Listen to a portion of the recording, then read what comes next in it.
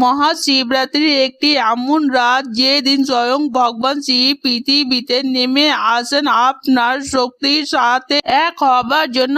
আর এটা কোনো সাধারণ ঘটনা নয়। ভগবত পুরাণে পার্বতীর পরিবারে মহাদেবের এই রূপ দেখে ভয় পেয়ে যান, কিন্তু মাতা পার্বতী বলেন যদি ইনি আমার স্বামী হন তাহলে তার এই রূপ স্বরূপ আমি স্বীকার করব।